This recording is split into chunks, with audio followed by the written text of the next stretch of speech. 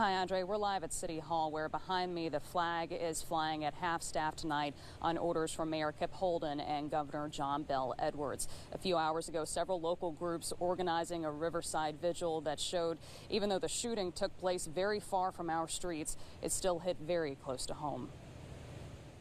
Edward Sotomayor Jr., 34 years old. Stanley Almodovar Tres, 23 years old. 700 miles from Orlando, on the banks of the Mississippi River in Baton Rouge, grief lapped at the crowd like the brown water on the levee. Eric Ivan Ortiz Rivera, 36 years old. Every stranger's name stung like a loved one.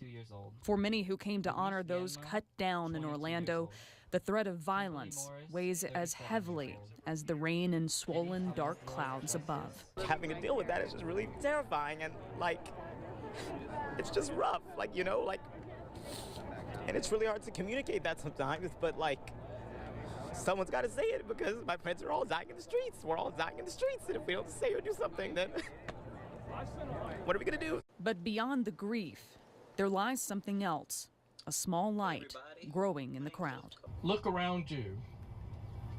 This is what love looks like.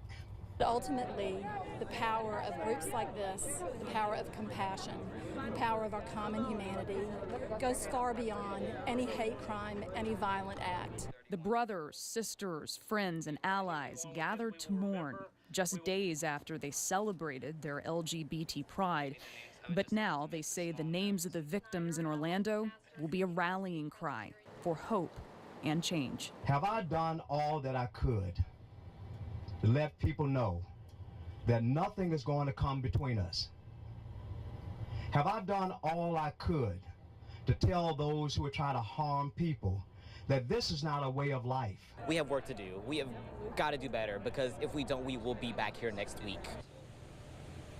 Examples of other ways of helping following the vigil. There was actually a jambalaya fundraiser, and we're told they actually ran out of food a couple of times, raising about $1,200 for the victims in Orlando. And tomorrow, a blood drive is being organized at the Life Share Centers that's located on North Boulevard. We've got details on that posted on WAFB.com.